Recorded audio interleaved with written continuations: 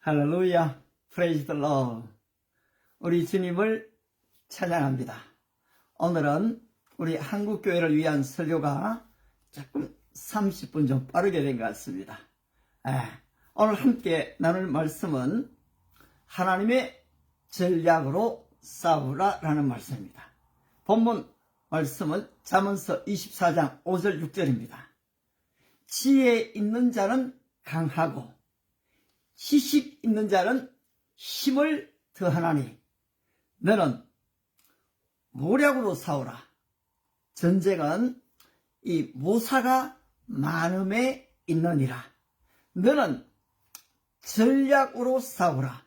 승리는 모사가 많음에 있느니라는 말씀입니다. 우리는 이미 지피지기면 백전백승이라는 고사를 잘 알고 있습니다. 바로 적을 알고 나를 알면 100번 싸워도 100번 다 승리한다는 것이죠. 그런데 사실은 적을 모를 때가 많습니다. 때로는 내가 나를 잘 아는 것 같지만 나를 잘 모를 때도 많습니다. 그러다 보니까 인생을 살면서 적지 않은 이 패배 속에 좌절과 낭망에 빠질 때도 없지 않습니다. 그런데 오늘 성경의 이 사도 바울은 우리의 인생을 때로는 이 운동 경기에다가 비교를 합니다. 때로는 전쟁에다가 비교하죠. 마치 권투를 할 때 진짜 이 어퍼컷을 치고 KO 펀치를 날려야 되는데 허공을 치지 말라라고 얘기하면서 우리의 싸움에 이 허공을 치는 주먹을 날리지 말라는 것입니다. 아울러 때로는 마라톤을 비교합니다. 나의 달려갈 길을 마치고 내가 믿음을 지켰으니 이제 나를 위하여 의에 멸류관 승리에 멸류관이 예비되었도다. 그러면서 바로 이 달려가는 자는 표대를 향하여 바로 이 목표를 향하여 앞만 보고 달린다라고 얘기합니다. 아울러 전쟁을 이야기할 때가 있습니다. 바로 우리의 몸을 불의의 병기로 들이지 말고 의의 무기로 하나님께 드려라 라고 말하고 있는 것입니다. 이 KO 펀치만 날린다면 참 좋겠는데 사실은 이 허공을 칠 때도 많고 때로는 표대를 향해 달려가다가도 뒤돌아볼 때가 없지 않은 것이 우리의 인생입니다. 아울러 우리의 몸을 의의 무기로 하나님께 드려야 되는데 때로는 우리의 몸을 죄의 무기로 사실은 먹고 마시고 허랑방탕한 이 쾌락주의에다가 던질 때도 없지 않다는 사실입니다. 그렇다면 인생에서 이 진정한 승리를 위해서 우리는 어떻게 해야 하는 것일까요? 오늘 이 잠언서는 여러분이 잘 아시는 지혜의 왕 솔로몬의 잠언입니다. 따라서 그는 인생의 이 쾌락주의, 허무주의를 다 경험해 보았습니다. 그리고서 자자손손을 위해서 바로 우리 후손을 위해서 이 잠언을 기록했죠. 따라서 그는 이 잠언을 통해서 우리에게 지혜 있는 자는 강하고 지식 있는 자는 힘을 더한다 라고 얘기합니다. 여러분 지혜가 무엇입니까? 그렇습니다. 잠언 1장 7절에서 바로 여호와를 경외하는 것이 지혜의 근본이다라고 얘기하고 있습니다.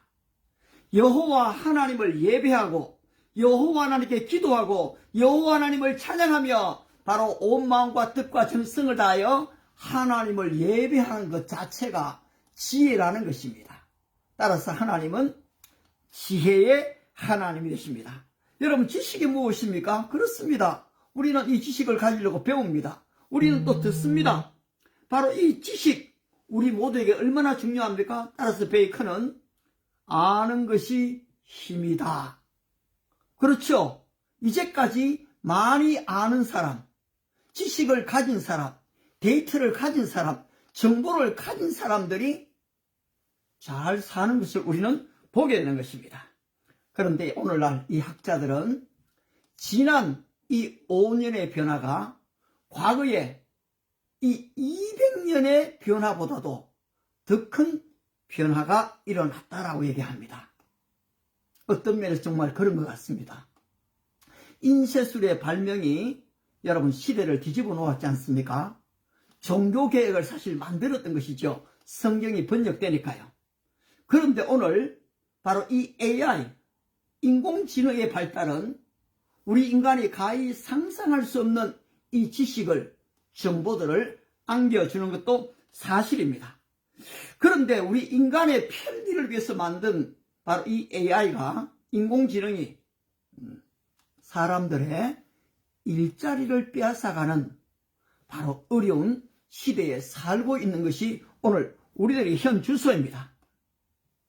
그렇다면 여러분, 이러한 인공지능, 이 AI, 바로 이 혁명의 시대, 변화의 시대, 이 불확실성의 시대에서 우리는 어떻게 하면 이 AI보다도, 로봇보다도 더 뛰어난 바로 지혜와 이 힘을 가질 수가 있겠습니까? 그렇습니다. 바로 지혜의 근본 되시는 하나님을 찾는 것입니다. 아모스 5장 6절은 여호와를 찾으라, 그리하면 살리라. 여러분, 오늘 우리가 사는 길은 여호와를 찾는 길입니다. 천지와 말씀으로 천지와 만물을 창조하신 그 하나님 말입니다. 나 외에 다른 이가 없느니라. 그렇습니다, 여러분. 하나님과 비교될 자가 없습니다. 하나님 같은 이가 없습니다. 따라서 오늘 성경은 하나님 스스로 자정을 하십니다. 나 외에 다른 이가 없느니라. 하나님은 오늘도 그 지혜로 이 우주와 온 세계를 경영하고 계신 것이거든요. 따라서 여러분, 하나님을 찾아야 하는 것입니다. 야고보서 1장 5절에서 누구든지 지혜가 부족하거든 후이시고 꾸짖지 아니하는 하나님께 구하라, 그러면 주시리라. 그렇습니다. 바로 지혜의 하나님은 구하는 자에게 이 지혜를 허락하신다는 사실입니다. 따라서 이제 더 이상 나는 가방끈이 좀 짧아요. 나는 대학에 좀 갈 기회를 놓쳤어요. 나는 우리 환경이 너무너무 힘들었어요. 여러분, 이런 말을 할 필요가 없는 시대가 되어져 버렸습니다. 바로 성경에 나오는 요셉은 중고등학교를 가본 적이 없습니다. 오늘 이 다윗은 이 MIT라는 이 대학 문 앞에 한번 가본 적이 없습니다. 하버드 앞에 가본 적이 없습니다. 그런데 지금 요셉은 하나님이신 지혜로 말미암아 이집트를 다스리고 있지 않았습니까? 다윗은 하나님이신 지혜로 말미암아 이스라엘을 통일 왕국으로 만들었던 것입니다. 그렇습니다. 하나님의 지혜는 우리에게 전략을 줍니다. 승리는 전략이 많음에 있느니라 말씀하신 같이 오늘 우리 인생을 살아감에 있어서 우리에게 전략이 필요합니다. 여러분, 하나님이 독생자 예수님을 이 땅에 보내실 때에 그냥 적당한 시기에 보낸 게 아닙니다. 갈라디아 4장 4절을 보시게 되면 때가 참에라고 나옵니다. 여러분, 이 시간과 이 역사를 다스리시는 그 하나님께서 이 BC와 AD를 나누었습니다. Before Christ, 그리스도 오시기 전 AD Anno Domini, 바로 In the Year of the Lord, 바로 예수님이 하나님의 철저한 전략 속에 이 땅에 오셨다라는 사실입니다. 따라서 이 예수를 만났던 빌립이 얘기합니다. 모세가 율법에 기록하였고 여러 선지자가 기록한 그 일을 우리가 만났으니 요셉의 아들 나사렛 예수다. 요셉의 아들 나사렛 예수가 누구라고요?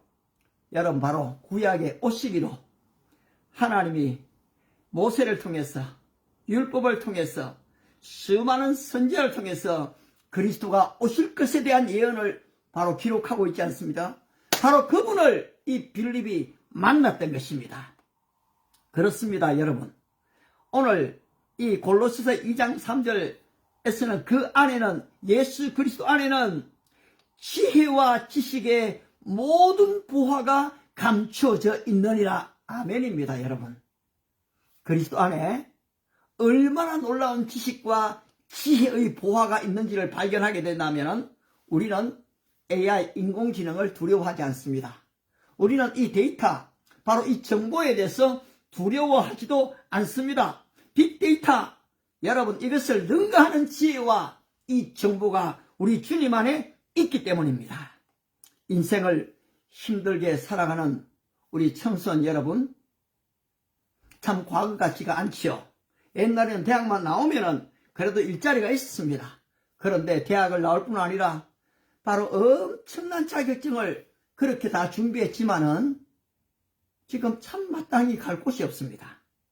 아울러 인공지능 시대에 일자리를 빼앗겨가고 있는 우리 노동자 여러분, 나름대로 사업을 일으켰지만은 내일 이 사업이 어떻게 될 것인가 큰 고민에 빠지면서 밤잠을 설치시는 우리 사업가 여러분, 이 경쟁의 시대 속에 늘 어떤 면에서는 패배와 좌절 가운데 흐드기는 그런 인생들이 있습니까? 그렇다면 여러분 하나님을 찾으십시오. 지혜의 근본 되시는 하나님께로 나오십시오. 하나님은 오늘도 우리를 초대합니다. 너희 죄가 진홍같이 붉을지도 눈과 같이 여지며 진홍같이 붉을지라도 양털같이 치게 하겠다. 목마른 자들아 다 내게로 오라. 수고하고 무거운 짐진 자들아 다 내게로 오라. 여호와를 찾으라. 그리하면 살리라. 그렇습니다, 여러분.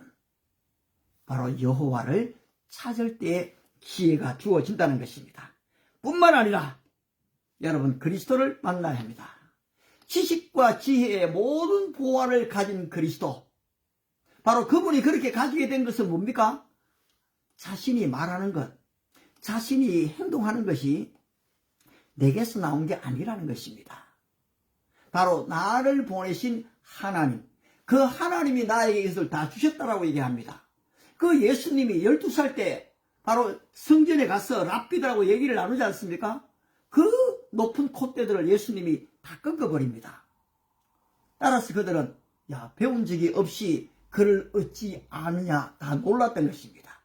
그 예수님 안에 바로 이 지혜와 지식의 보화가 감춰져 있다는 사실입니다. 인공지능에, 빅데이터에, 아니면 어떤 통계에 여러분 거기에 나 자신을 다 맡기지 마시기 바랍니다.